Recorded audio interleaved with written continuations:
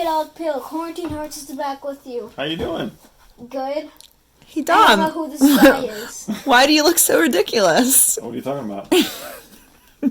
Oh, you mean that? Oh, yeah. Well, did you lose a bet? Yeah, I was wrong about the Americana picture, which I kind of figured I was, but I just sometimes I push it. Okay. I think I look great. You do look great. You can take it off now. I don't want to subject you to the humiliation. It's scratching the heck out of me here. All right, well, let's thumbnail that. Oh, yeah. So, we're listening, or we've reviewed, or we were listening, we have listened, and now we will review Psychedelic Pill, the second album in 2012 from Neil Young and Crazy Horse. 2 albums. And apparently, Crazy Horse Hot Streak.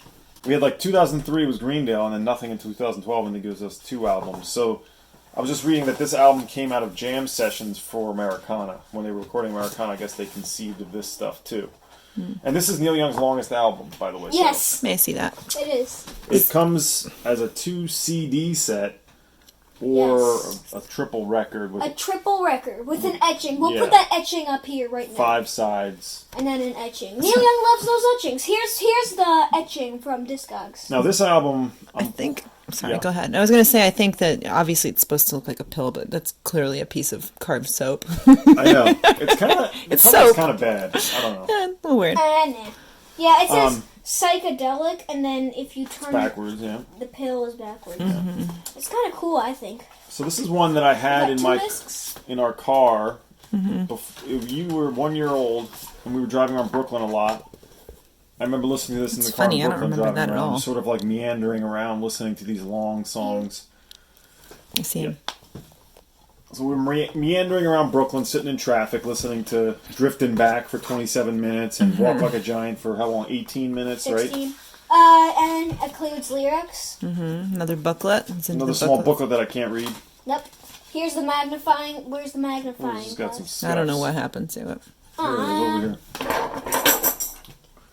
What do we have here? Do we have? Oh, this is. I don't remember this booklet. Okay.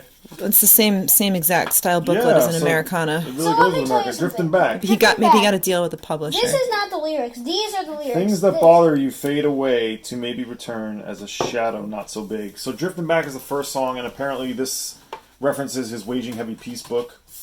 He talks about hating MP3s and getting a hip-hop haircut, which is terrible. Gonna get me a hip-hop haircut. Gonna get a hip-hop haircut. Wait, where Bad does he lyrics say on this hating one. MP3s? Oh yeah, he went on some rant about he doesn't like MP3s. What's that goofy Toblerone? Toblerone? No, it's player? the Pono. Pono? He started this Pono. Pono! music. This is around the time he was Let's see. conceiving of the Let Pono. me look at these lyrics. I used to dig Picasso. Drifting Back is... Oh, yeah, Okay, that let's sounds- talk. We'll talk about that after. Just a second. What were you gonna say? You don't like that? I was just gonna say, well, there's a whole thing about this device that he was making that was supposed to be like lossless or higher quality. Lossless music files, yeah. I guess they're similar to MP3s in that they're not huge, but they're But what's lossless. the actual file? I don't know what they're called. It's called the Pono Music Service. I don't know if the files are called I something. don't see anything about MP3s.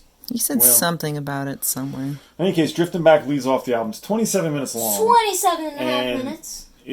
This is a good example where he should have edited this down. Now, it's It's got inconsiderate. some great moments. Lyrically, it's problematic. We'll just say Yeah, that. let's see. I used to think Picasso was a fine lyric, I guess. Right? Yeah, so that's what this album is. Long songs. It's Crazy Horse, and it's funny. It's a lot of it is Neil Young sort of jamming and loosely riffing, while Crazy Horse is doing their slack sort of. Slack sounds. And then Ralph Molina's doing his Thunka Thunkas. Yeah, it's funny. Like this is supposed to be a psychedelic album, but like Crazy Horse sounds like they're playing in like a little bar, like a dinky room. Like there's no effects on Crazy Horse. It's really just Neil that sounds like sort of blown out. Yes, this song starts with a minute of acousticness. Yeah. It almost sounds like at times that Neil Young is playing separately from them, but it is recorded live, I would want to say. But in any case, What? It isn't? I'm sure they recorded Recorded this live. We talked about it. Not like live in front of an audience, but Right. live studio live. I think Neil Young and Crazy Horse, when they record, they primarily do record live, but with maybe some overdubs. Yep. Every song is long, with the exception of Psychedelic Pill, the title track, which suffers from a heavy use of phaser. Insert here. Party girls got a shiny dress on.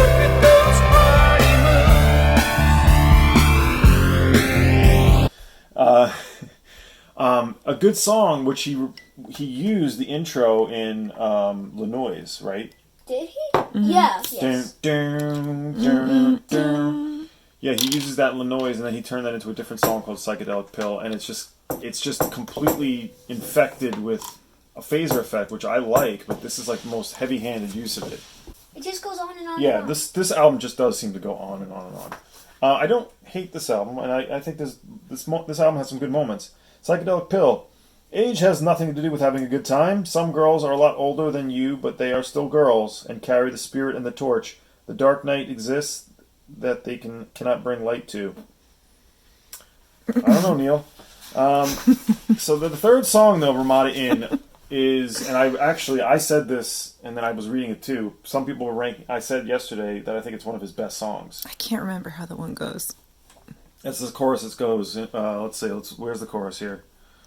And every morning comes the sun. Yeah. And every morning comes the sun, and it goes rising to the day.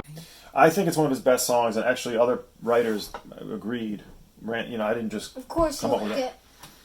Or I did just Why come up would with you that say, feeling. of course, he likes it? What do you think is about it that makes him... Well, the reason why I like it so much is because I think the lyrics are good. The chorus is great. Their harmony that they come up with Crazy Horse and Neil on the chorus is great. And it's good. I think it's about an alcoholic, like falling off the wagon. Yeah, or but something. this is another one that goes 17 minutes. May I look at the lyrics? Book, while Remembering you do the that? long grade, you take the time to count your friends. So w.i.t.h is a long one, but that's one of the long ones I like at that length. Yeah, like Walk Like a Giant. No. Walk Like a Giant, the final song, I will stand by as being one of the standouts on this album. It's got a great Good whistle. song. We I love the a whistling. whistle. I used to walk like a giant on the land. It's great. It is a little long, but what's cool about that is at the end is basically, 4 or 5 minutes Yeah, of we'll just talk feedback and stomping.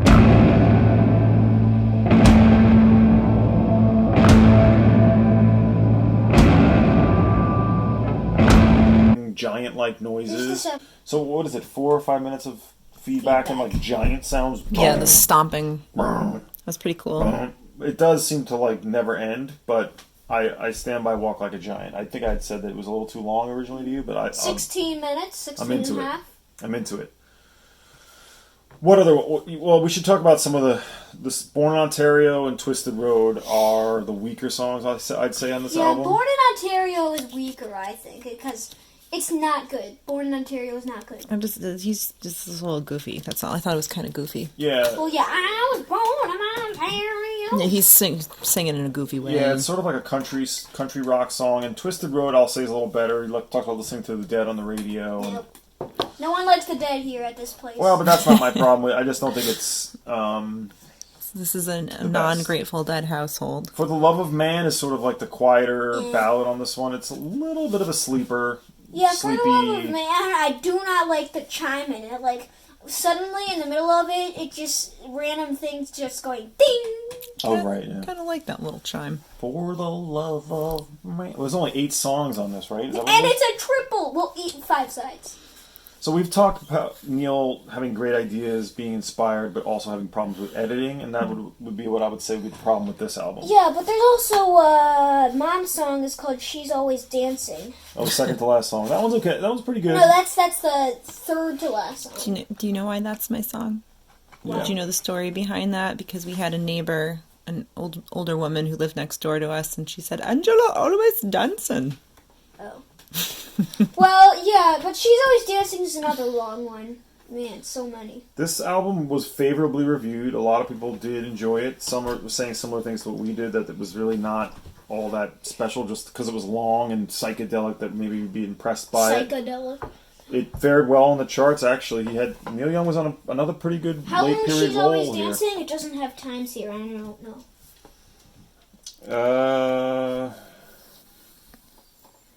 She's Always Dancing, 8:33. Another long one. Another weird thing he did.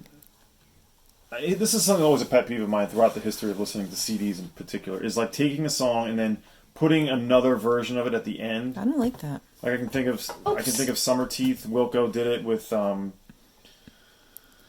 what song was it? I don't remember. Wait, he did a Neil Young song? Wilco, Summer Teeth. They take. They did one song and then they put it on again. It was She's a Jar. No, it's I'm Always in Love. I don't remember. They've done that a few times. They did it with Out of Sight, Out of Mind, Out of Mind, Out of Sight. Yeah, but that's a different version. It's still irritating. Pick one and go with yeah, it. I don't mind Out of Sight. One of them's a rocker, one of them's like... I don't know, man. Yeah. This is more like pick one. They'll take, or the Flaming Lips did it on Soft Bulletin. Yep. What did they do with it? Not Waiting for Superman. They did it with Race for the Prize. Yeah, that's it. It's like they'll do, but it's usually just like the radio mix, it's like a shorter mix. So what he did here is he took all the phasing effects out of Psychedelic Pill the song and just put the song as is, which would have been better. I would like. In this case, I'm happy with the alternate mix. I don't like the heavy phased out Psychedelic Pill song. That's the main song on this. Yeah, but why is it the main song? He wanted those psychedelic effects. Yeah, right. Saying, all in all, a lot to enjoy in this album. It's just got some flaws to it, but still good. Let's talk about Shakies. 37 minutes of a bonus Blu-ray song he put on there. Oh yeah, Horseback. Yeah, Horseback. That's on the Blu-ray edition. There was a Blu-ray edition of this too. How many Shakies would you like to get Psychedelic Pill?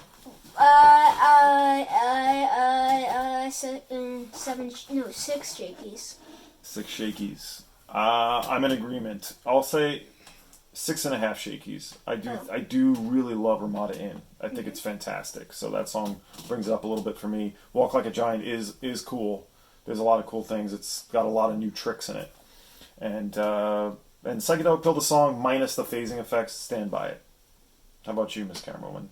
6. You don't like those phasing effects. 6? That's alright. 6. It's a little lukewarm for you? A little lukewarm. I was going to say 5.5, but I can't really say anything. Like, it's not that bad. It's fine. 6. It's got the slack Crazy Horse sound. I like that. It's just like some of it feels a little bit like they were toss-offs, and I also think it was legit too long. It is too long. That's all. But you know, I like Slack Neil. Slack Neil. Edited ones should have been Walk Like a Giant and Drifted Back, definitely. Yeah, it's just a little too long. If they trimmed it up. And kill the phased out Psychedelic Pill. Yeah, but Yeah, you know, you don't like it's that fine. phased effect. 6. Yeah, ultimately, a good effort in 2012 from a 67-year-old Neil Young or whatever. Absolutely. Yeah, you don't like those phased effects. All right. I love phaser effects. I don't like heavy use. Do we have any more bets to make so we can dress you up next time? What do you think? What should we bet on? I'm just kidding. All right, we'll see you next time for what's the next record?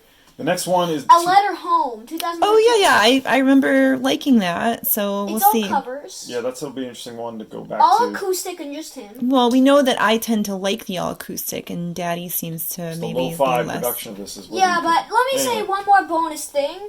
Let me say one more thing about Horseback.